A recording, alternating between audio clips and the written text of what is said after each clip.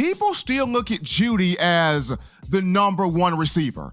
People still look at Jeudy as the favorite of Tua Tagovailoa. Though all four are good, though all four are dynamic, when you look at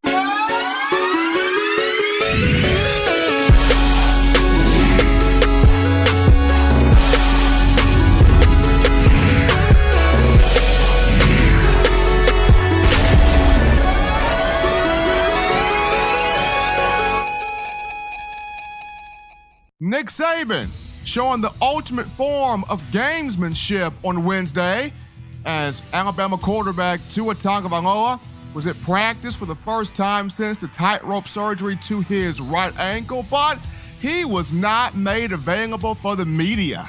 I see you, Nick Saban. I see you.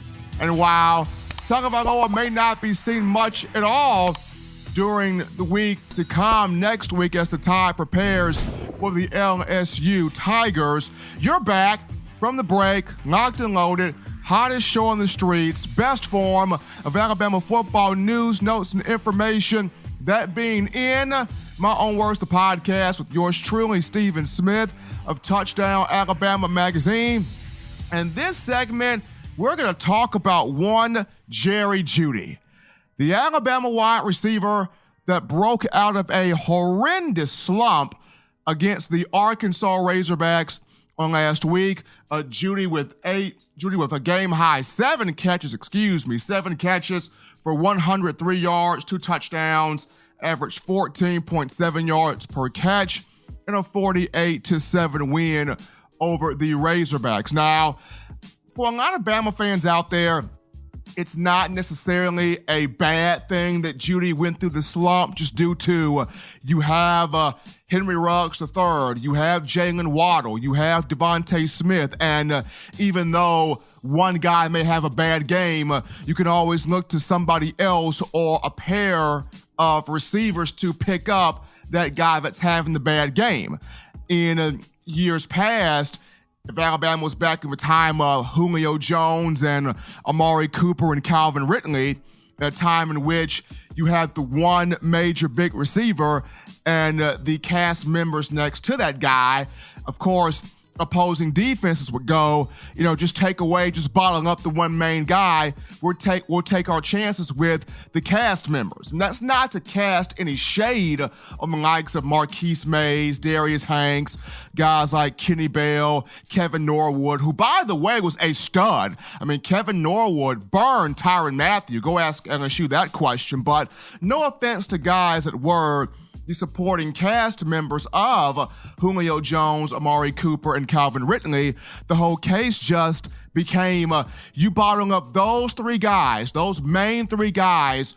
We will take our chances with the others because we just don't believe as the opposition that the others can beat us, despite the fact that, Alabama's got talent all over the roster. In this day and age, that's not the case because you put too much attention on Jeudy. Henry Ruggs has already shown I'm dangerous. You put too much attention on Jerry Jeudy. Jalen Waddle has proven I am dangerous. You put too much attention on Jerry Jeudy. Mr. 2nd and 26 himself, Devontae Smith, has stated, you don't watch me, I'm going to kill you. So now it's become a factor of, for opposition, who do we allow to have a big game? We can't stop the entire receiving core of Alabama. So who do we allow to have a big game? Do we allow it for Jeudy? Do we allow it for Ruggs? Do we allow it for Waddle? Do we allow it for Smith? Who do we allow to have a big time marquee matchup? And, for the last few weeks here, it's been Devontae Smith at times. It's been Henry Ruggs III at times. If you look at the matchup against Texas A&M, Jalen Waddle had his say. But it was good for Jerry Jeudy to get back into the conversation just due to people still look at Jeudy as the number one receiver. People still look at Jeudy as the favorite of Tua Tagovailoa. Though all four are good, though all four are dynamic, when you look at the pro scouts, the NFL scouts, these draft analysts, if you will, they have Jeudy circled as the guy. they have Jeudy circled as the top 3, top 5, probably even number 1 overall pick. Now, of course, Chase Young, the defensive lineman for the Ohio State Buckeyes, may have something to say about that. But you do have a lot of analysts out there that look at Jerry Jeudy as the number 1 or potential number 1 overall pick for the upcoming draft. And just seeing him break out of the slump, especially when you have a guy in Oklahoma by the name of CeeDee Lamb for the Sooners, to which a lot of people in the Big 12, and you have some draft pundits that feel like CeeDee Lamb is the best wide receiver in the draft. So to see Jeudy come out here, and for the first time since the game against New Mexico State, week 2 of the season, he had a 100-yard performance, and for the first time since the Southern Miss matchup, which was September 21st, he had a game where he crossed to the end zone, doing this against, once again, Arkansas. Big time moment for Jerry Jeudy, and it sets the stage for next week against LSU. And versus the Tigers last year, Death Valley, Tiger Stadium, Baton Rouge, Louisiana, the place that they coined where opponents' dreams come to die. That's becoming debatable at some point, at times. But in this matchup in 2018, Jeudy goes down there, has 8 catches for 103 receiving yards, putting guys on skates. Crimson Tide picking up a 29-0 victory in that matchup. And despite the fact that LSU no longer with Greedy Williams on the team, it still has Grant Delpit. Hopefully he's healthy to play in that game. As Bama fans, you guys want LSU at full strength, just like LSU fans would want to see Alabama at full strength. And as we look at this, you want to have Grant Delpit out there fully healthy. You want to have Christian Fulton out there fully healthy, just so it's a full, big-time, entertaining matchup and nobody feels like they're getting cheated out there. But Jerry Jeudy, 2018, had a big matchup against the Tigers, and this performance against Arkansas sets him up potentially for a second big performance, just seeing how the Tide is going to want to establish Jeudy in this matchup.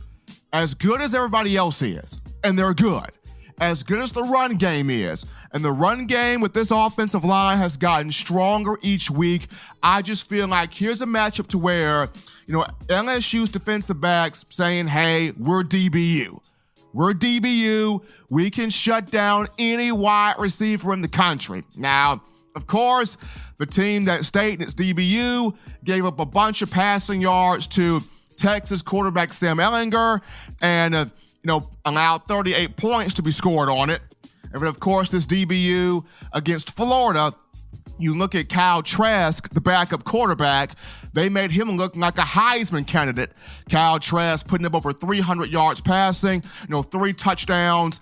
And if not for an interception thrown in the back of the end zone, who knows? Florida could have won that football game because they kept it close. They were tied with LSU at 28 for 3 quarters or for much of that matchup until the interception occurred. So DBU of LSU got a tough task ahead of it, trying to slow down this group of wide receivers headlined by Jeudy, of whom broke out of a slump over the weekend against Arkansas. Jeudy so far this season through the 8 games that he's played in, 52 receptions, first on the team, 682 yards, just behind Devontae Smith. So second on the team, 8 touchdown receptions, second to Devontae Smith.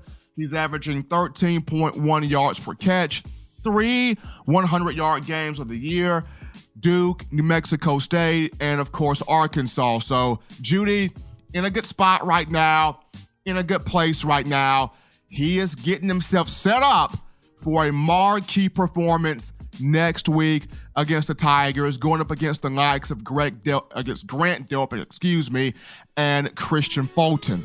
Folks, that's going to take us to our final break here on this week's edition of shows on what is the hottest form of Alabama football news, notes, and information in My Own Words, the podcast. As always, you download the Touchdown Alabama Magazine app. Get that today. Be the smart fan. Invest in yourself. Invest in your love for your football team. You can get this by going to the iPhone App Store if you're rocking Team Apple, Google Play Store if you've got the Android phone. The podcast options, as always, at the bottom of the screen.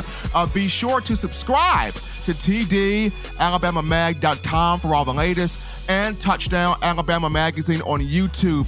Get with the site that's over 6,000. We're now over 6,000 subscribers strong, thanks to you, the fans. As always, the Ask Steven segment still available. You got questions, you got thoughts, you got concerns on your favorite team, the Crimson Tide, send those to me. The number to call in, 205-259-6847. Once again, 205-259-6847. Leave that voicemail right there. As always, you still get that chance to see yours truly live at one of these games, hopefully LSU, and you still get that opportunity. Best voicemail, best call, best message gets that free shake from our good friends at Milo's Hamburgers in Tuscaloosa. So take advantage of that number. When we return from the break, we dive into a little hypothetical, little game of hypotheticals. What hypothetical will I bring up?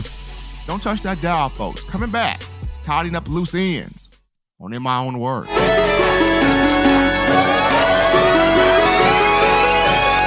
What's up, college football fans? You can catch the hottest show in the streets, that being In My Own Words, the podcast, every Tuesday, Thursday, and Sunday. Subscribe to Touchdown Alabama Magazine for the best in Tide football.